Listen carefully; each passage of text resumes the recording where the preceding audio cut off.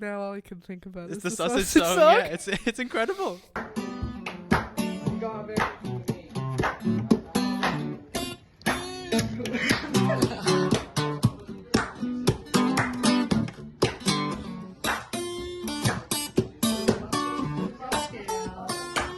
Come on, Caitlin, straight.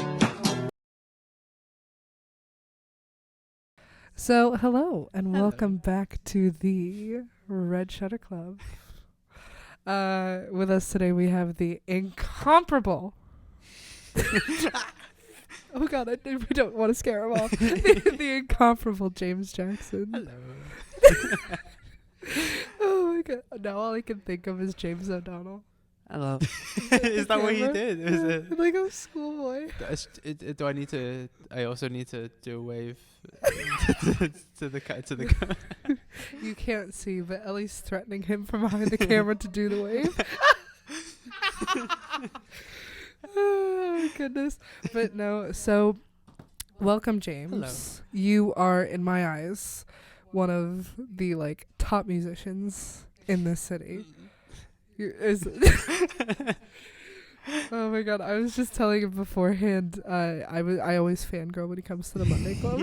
I'm just like, oh, it's James, he's here.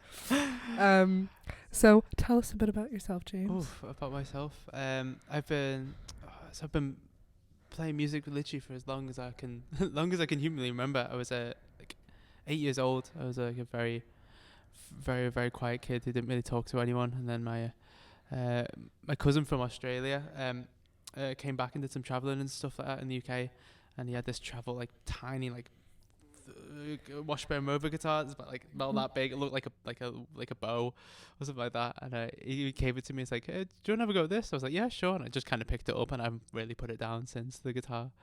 But yeah, I'm an indie folk musician, very sad one at that. And yeah, I've just done music for as long as I can remember. Songwriting's just kind of the thing I love to do most in the world, and playing them songs with me and my acoustic guitar is also one of the favorite things I love to do in the world. But that's kind of me. Just going through stuff tends to be quite sad, and then just talking about it in a very elaborate sad way as well. I mean, indie folk is a sad kind of genre to begin with. It took me a while to get to indie folk as well, because I kind of sort of I had to I started in with punk rock things, and then quickly realized it wasn't working for me. And then I got to about 15, and I'd been in I was in a band called Ask Elliot when I was quite young, one of the early incarnations of it. They're doing really well now, actually. They're the Liverpool indie band, but I was doing a lot of indie music and stuff like that. And it took me about a couple of years of playing like that to realize, oh, actually, no, I just like doing this thing with my acoustic guitar when it's just me. It's that's cool. So I just kind of ran with it. Well, you're one of the few musicians that I see around that you're just really one with your instrument. I feel like Barry Sutton's like that. He is one. Oh God, yeah, absolutely, yeah. But it's just when you you just know the guitar so well. It shows that you've been playing since you were that young, and just I just it's I would, because I often just used to sit, and I still do it now, but I'll just sit and just play and just strum for literally hours on end, just because it's it's kind of it's become a comfort thing, even though it's a weird line between doing it professionally and then also this is also my favorite thing and the most comforting thing for me to do in the world. So it's a weird well, it's a dangerous thing. It's a dangerous thing. Yeah, that. I think it's weird because I know of a lot of people who it's become aware of they've been doing music professionally, or started to do music professionally and then fallen out of love with it. But for me, it's because I was quite young when I was the first couple of songs I wrote when I was 14. Literally the first 2 songs I ever wrote got picked up by BBC Introducing, which was really which was mad, because at the time I was just kind of da-da-da, and then the next thing I know, I recorded the demos, uploaded them online, and they were on BBC Radio the next day. I was like, what the hell? Oh my God, and it was James. insane. I was like, oh my God. But it kind of threw me into from a very, very young age of oh, this is if you do it well, this is what you can do. I was like, oh. And then which it was a great experience at the time. It was full on I ended up doing like live sessions at the BBC studios in Manchester, and then like I played a festival for a highest point. But I was so young at the time, and I was still like completely figuring out like literally the first couple songs I ever wrote. So I was like trying to suss out how to do it. But like for me, it was like I was thrown into this is what professional music is, like very very early. So like I had to. The last few 4 or 5 years of my life has been spent like kind of taking a step back to reevaluate and realize like, is this what I want to do? And then it was like very quickly like, oh yeah, it just so happened I did it quite young, but like it's actually it's what I love to do. So it's like, well, that's really actually kind of incredible to have. Yeah. To have been thrown into that so young, because now you don't have to now test it for the next few years. Yeah. So what was that like? It was terrible. If I remember. I come from a small town nearby called Skelmersdale, England, which is a lovely place. Shout out. But the one great thing that Skelmersdale had there's a community enterprise project, or it was at the time, called the Engine Rooms, or it's called E-Rooms now. But there was a I think it was British Arts Council funded project to get a bunch of young kids in, and it was just like they offered them free studio time and free rehearsal time just to get some singles recorded, and they'd been playing for up until that point, just doing stuff like the acoustic covers and stuff like that. And then I got involved with this project, and they were like, oh, you should have go writing some songs, and I was like, yeah, sure. So I finally got round to trying to figure out how to do it, like actually physically do it. And they got to record a couple of these demos, and then it was literally the case of like, I remember just waking up one morning, and I'd uploaded them to BBC Introducing like the week before, and I woke up one morning and checked my emails, and it was like, your song's been played on BBC Radio by Sean McGinty. I was like, whoa. And then it was like in the space of like 6 months, like I'd been in contact with Sean McGinty there at the BBC Radio Lancashire, and it was really really helpful at the time. He like got me in to do radio interviews in like the full BBC studios, and like to go to Media City and do like the full like video session on the in the where they do BBC Breakfast of a morning. It was the craziest thing, but like but yeah, like I stumbled across the videos not too long ago. My dad sent it to me. He was like, oh, I just found this, and it's like, it's just so weird to look at, because it doesn't feel like who I am now as a person. It feels like of like me. It's still me, like very much still trying to figure out how to do what I wanted to do. Like, and I'm like, I was kind of like, it's kind of sweet to look at. And it's also really bizarre as well, because I'm kind of like, oh, I can see myself trying to figure out, even like in wearing clothes as well. I was in like still like in full like indie mode, like Fred Perry like jeans and stuff like that. I was like full like, I have a tiny like acoustic guitar as well. Like it was just it's crazy to look at, but I'm grateful I had that kind of experience when I was young, because like it was it kind of gave me a nice bit of like opportunity to talk to musicians that were much older than me, and be like, it was kind of like a little bit of a foot in the door, albeit like a tiny thing in comparison, but be like, oh yeah, I've done this little thing, like how do you do this, like, and it was nice to have that. And I think it's given me perspective now, watching like other musicians who've done it through my university and like through the local scene who are going and doing it. It's nice to know like, oh, I've done that, I empathize with what you're going through, and like how good an experience it can be, or how not good an experience it can be as well, like to do them kind of things. It's nice to have that like to be able to take a step back and have that knowledge. Well, is that something that you, or because you were a child, your Yes. parents pushed for, or was it just the doors were open? Absolutely not. No, my parents have always been like, they never pushed me to do music at all. It was like they've just always been really nice and supportive. Like, so when something came, they're just like, yeah, we'll help you with that. Like they've just like really like. And logistically, it was driving me to the places to go to, but it was like, I was never pushed into it. It was all randomly. It all came from this like self drive that I've always had, and I don't really know why. But like, it's just, I think maybe because I was so young, I was like, oh, this is cool. Let's do some more of it. Well, even like just having all those opportunities, are those things that literally just happened after the BBC thing, or did you like kind of network, or were you like? You know what I mean? Yeah. So a lot of it came just from doing the BBC Introducing stuff, but in terms of like them opportunities just came from from Sean McGinty. I'm unsure if he still does it now, but he was the radio presenter who run the program at the time. But in terms of opportunities I've had since, it's all come from I had to take a bit of a step back for a few years and like actually grow up as a person, and like which is something I've struggled with as well. Like it was because I was so young when it was whilst I was still forming ideas about who I was as like an actual person. So it was like trying to separate like this thing that has happened to me. Is this me as a person, or is this my career? Because I was literally still a kid when I was figuring out like. So it's it's been nice in the years since to move into town and to experience like the Liverpool scene for how amazing it is, and to just have the time to go back and write more songs and develop and actually understand what I'm doing, rather than just kind of fumbling my way around with it. Well, that's a theme that keeps coming up within these interviews, is the people who do well and the people that the audience connects with are people who are just very genuine to their own personality.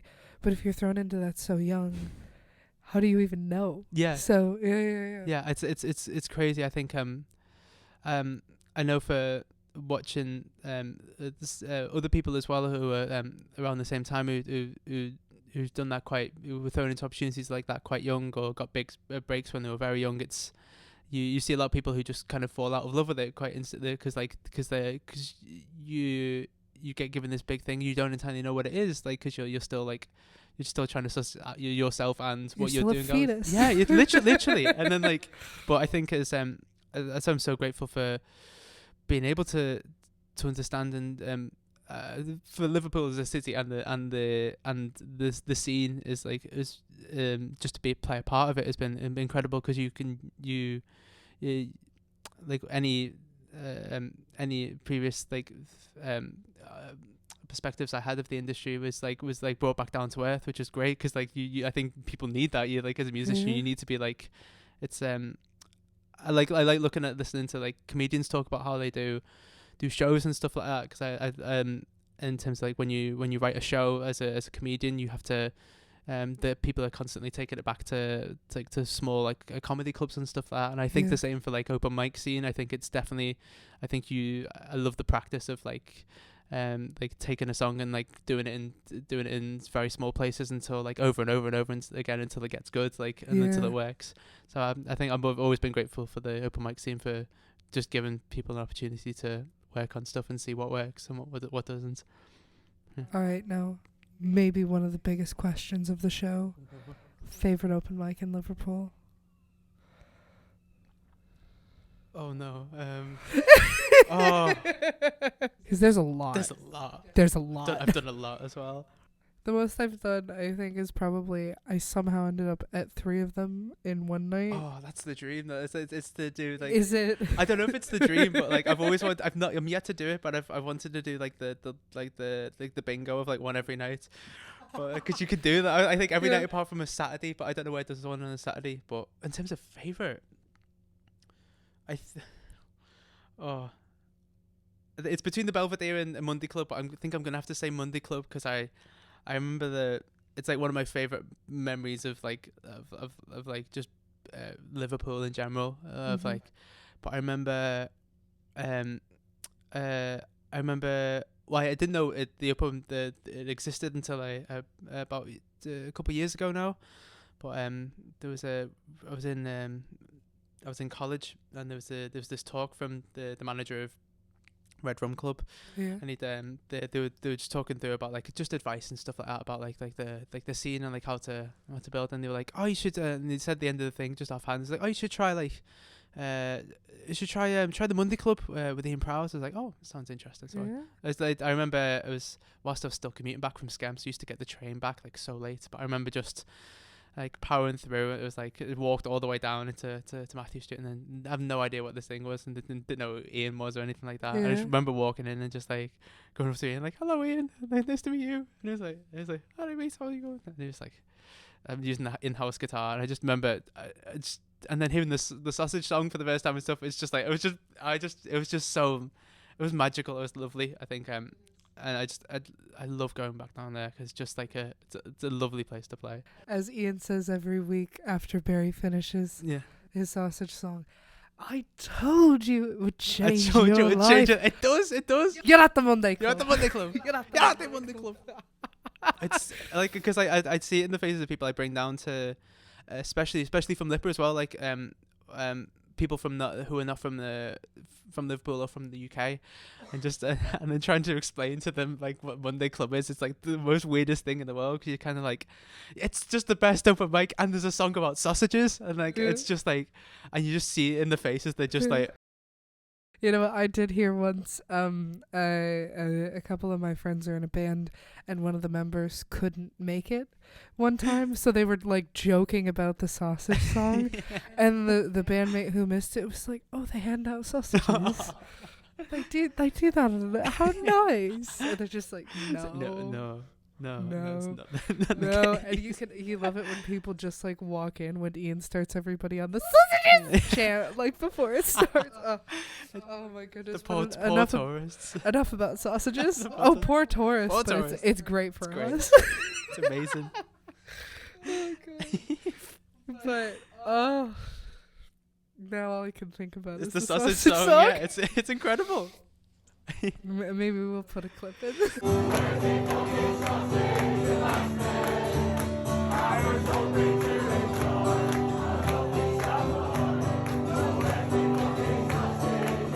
Beautiful, no everyone.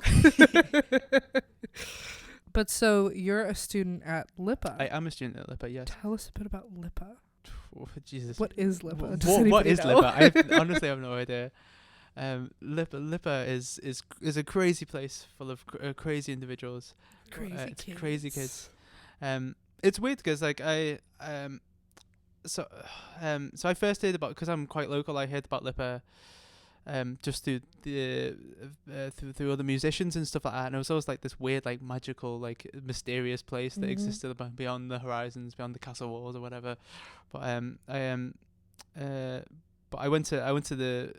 got into the sixth form when I was about 16, and it was my first time properly like commuting out of my hometown and stuff like that. So I've been going to LIPA for quite a while now, but yeah, so I was like 16. I used to commute on the train and stuff like that, and then I think maybe it was the city or maybe it was the people, but it's like it's just changed me so much for the better. And coming into uni, it's just like a crazy place full of like the most insane musicians you've ever met in your entire life from across the world. Like I think I'm from SCEM, and I'm somehow the most scouts on my course. It's bizarre, but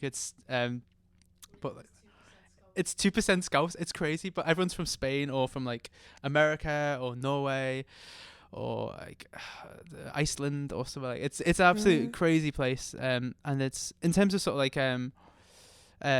the opportunity to get to cross collaborate as well, from like people from other courses that are not necessarily music, like from sound tech and from acting and technical theatre and design even. It's just like it's a lovely place, and it's really just being in that space has done me so much good as a person, and as a musician as well professionally. But I think it sometimes gets a bad rep, I think, in terms of sort of like, or has done previously because of how it was when it was first like being developed and stuff like that. But I think in terms of just an institution, it's for bringing people from across the world especially into Liverpool. I think it's a great thing. A great thing. Well, I think with that, I think all of the music scene can occasionally get a little cliquey. Yeah. So it's like, oh, they're the LIPA kids. Yeah. And they're like, oh, they're the Monday Club. Yeah. So it's like, oh, they're the ones that go to the Jaguar. Yeah. Like, it gets a little cliquey, but we all get along in the end. I think I guess anything can get a bit cliquey if you wanted to. I think it's just I don't know. It's what it is. I think as long as people try and stay decent as best they can, and just like open themselves up to the people who have the best like careers in the industry after university or after whatever, like is the ones who are the most decent people, and the ones who open themselves up to everyone no matter what, like whatever university they went to or whatever open mic they go to or wherever they're from. Like I think to be open up to everyone is a really good thing, is to be as a singer-songwriter and as a musician, I think. Now, what we're looking to specifically kind of delve into with this show, and with eventually my master's thesis when it comes together, is like building brand image, building an identity within the music community. So to what degree, if any, have you like actively done that? As in building a brand. Honestly, something I'm still developing and something I'm still testing out. It's I think it's something that develops over time. It's only recently, as in the last year or so, it's something I've given more thought and considered to. But within in terms of developing a brand, I think it comes from practice. I think it varies from what you do and how you do it. So in terms of sort of like image brand and stuff like that, I've put more thought into like the clothes I wear on stage and stuff like that. I think plays a certain role. I used to have this thought a couple of years ago of how I have to wear like the most the like more like flashy stuff that I wouldn't usually wear like in real life on stage. But then I've slowly more realized that like as my songs are quite personal, like I can be more personable in the clothes I wear and how I act on stage. Like, and I found that's how I've tried to portray my brand and how I am as an artist. It's more as like authentic to myself as I can be, as I am off stage, as I am on stage. But I would like to experiment in the future with like changing the persona on stage to be less of myself, like because it's good. I think it's good to have a distinguisher between like who you are off stage and who you are on stage, because just in terms of like healthy life balance, it's nice to have like a different character. But I found that actually doing I recently did a theatre project through an opportunity that came up through LIPA and a new production company that's just been set up. But I was a character called Angel in a show called Rent, and it was my first time doing like musical theatre properly. And the characters, I was playing a trans woman called Angel, and like it was the first time I've had to properly think about character, like in terms of portraying a character on stage. And because like for the longest time as like portraying a brand has just been literally myself, like, and I've had to think of like all the songs I write from my perspective. I've never had to put it through the lens of anyone else, but it was the strangest thing putting on a different character and spending quite a few months doing that, and then very recently coming back to doing normal gigs has been the strangest thing, because I've been like, oh crap, I've been doing a different persona for the last like 3 months now. I've got to sing. I'm not Angel anymore. I'm not Angel anymore. I'm just me, but but who's James? And it's like, but I think regardless of all that, I think for the time being I'm myself, but I'd love to explore in the future of like how to portray an artist brand that's perhaps a different character, someone that's not you. Even I think I know that most musicians that I interact with are just kind of themselves when they're on the stage. I know a few in the community that do kind of put on a persona. Like there's a certain item of clothing that they always wear, or like some kind of thing that triggers something, but at the same time the persona that they become on stage, it's not them. It's just a different side of them. It's not like entirely them. It's like an exaggerated version of I think perhaps the version of myself on stage is an exaggerated version in some sense of the way, but it's something it's interesting to give thought to, I think. I know that in my experience, I don't know what it is, but I had a persona that I developed on stage because I was doing the open mic bingo out every night. Boy, was that a lot. But I just got so used to performing, and I'm just like up on stage singing, and Ali Horn's playing guitar for me, and I'd pull just either Ben Whitley or James O'Donnell out of the audience to play harmonica, and I'm like, it took over me, and then now that side of me just comes through in my normal personality, which I didn't expect. But it like brought, like, I think it made me less shy, to be honest. But it is really interesting because it goes kind of both ways. How the development goes. And James. Oh, hi. So you've just had a single come out as well. I have just had a single come out. How bizarre is that? I can't keep it straight. Leave it in. Leave it in. Oh, that's what I did to James. Did you watch James's yet? What I made that poor man look like. No, never mind. But I'm sorry. This is good to know. He did that to himself. Oh, Schenectady. Can I have a piss break? But no, I'm sorry. So, And you have a new single I coming do out. have a new single. Yes, it is. From the time of recording, I think it has just come out. Yes. Yes. Now, take us. What does that look like? Because you were talking about LIPA earlier as like this like far off Yeah. mystical place, possibly Yeah. like Brigadoon, which definitely isn't a callback to our conversation Yeah, earlier. exactly. But like, what does that look like to someone who's not been through putting out a single? To putting out a single. It's a lot of work. To be fair, it's something I kind of learned as I was developing as a musician, quite young. It was, but I didn't really know what was happening until until looking back and be like, oh, that's what I was doing. But the process is kind of like, well, for me at least, I'm a music producer as well. That's what I've been trained in. And it's also what I study. So it's a very individual process. For the most part, but I'll whenever the song is or I want to record, I've probably played that live quite a few times until I've got it into a good position where it feels good, and then I can perform it quite well. And then I have a really good friend and engineer I work with called Joe Wishman, who I'll try and like some studio time off if I can through his sound tech degree, and then I'll record a performance of me in the acoustic guitar, and then I'll add arrangements and stuff myself using Logic and stuff like that, and yeah, once it's all mixed, I'll send it off to a mastering engineer. I've been using an incredible technician called Nathan Chin. Who's just the most amazing sound like I've ever met in my entire life. But yeah, so it's a lot of that, and then it's I'll work with my manager, Reese O'Neill, and they're an absolute whiz when it comes to just like image and branding and stuff like that. And then it's just sort of like something it's a skill I'm still developing, but they've just got it, and they'll just know like, oh, like, oh yeah, of course, yes. But yes, and then it's like going through. I use once it's all the process is done, we got the cover art and stuff like that, and all the branding sorted out. I use local distribution service, Ditto. They're based in Liverpool actually, but and I'll send off. I might get sent off to Spotify and stuff like that.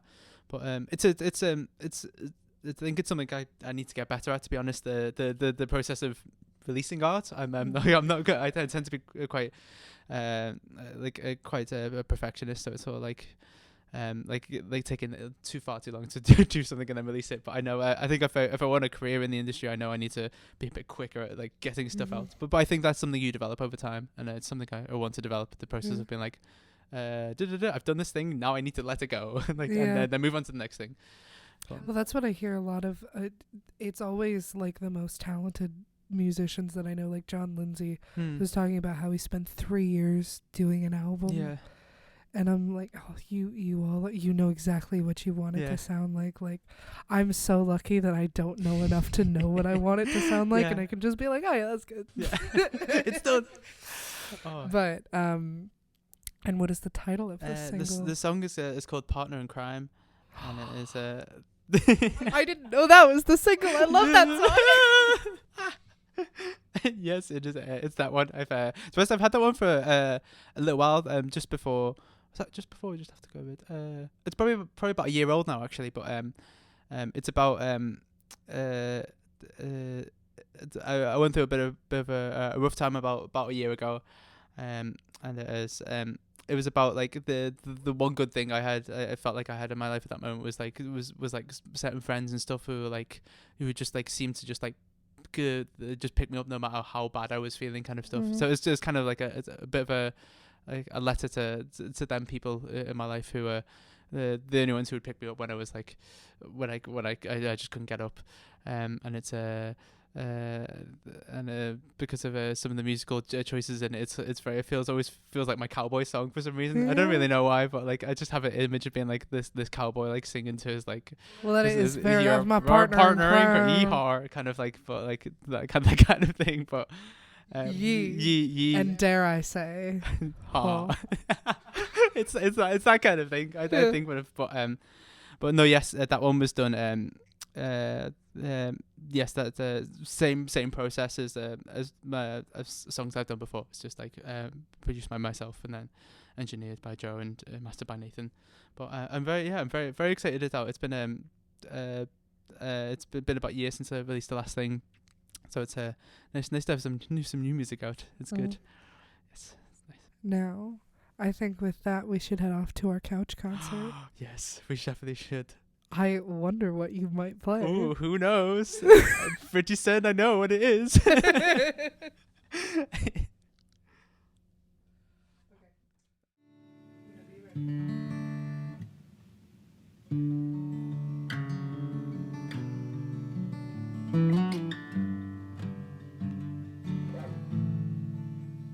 You're the friend that I'd play stalkers with whenever things get tough. And I joke, but someday these people we like, they're going to get a hunch that I love running the West with you. 'Cause I don't have a leg to stand on, but you've got 1,000 solutions a day. If maybe I had half your strength, then I could be a better friend. But hey, until then,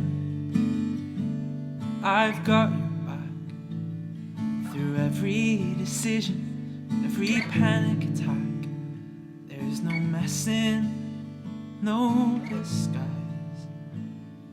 To me, you're a partner in crime.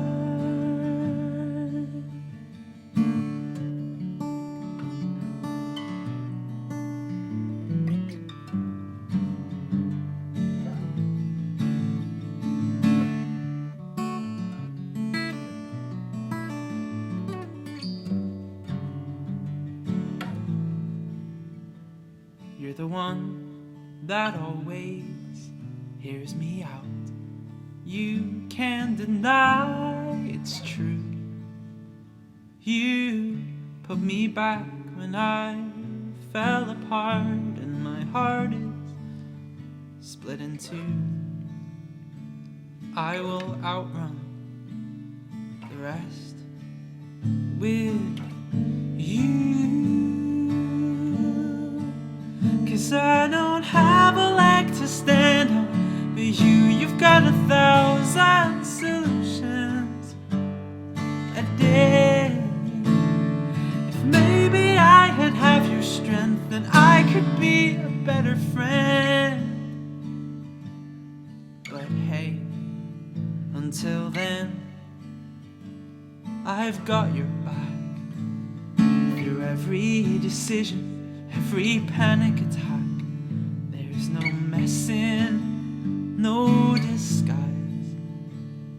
To me, you're a partner in crime.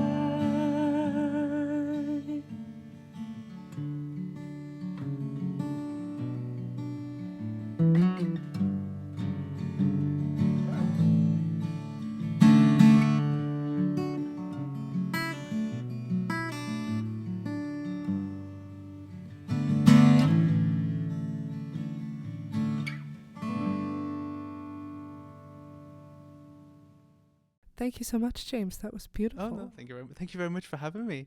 Of course, anytime. You know, we started this and I was like, oh, James would be great to have on. We gotta get James. So do you have any socials that you want to shout out? I do, yes. You can find me online at James Jack Songs. Yeah. At first I didn't like that name, but then like it kind of made more sense. I was like, oh, I guess it's like songs and James Jack. Yeah. But so yeah, at James Jack Songs, Instagram and TikTok, YouTube, and then James Jackson on Spotify, and you can stream my new single Partner in Crime right now. Yes. Thank you so much for joining us. There's no messing, no disguise.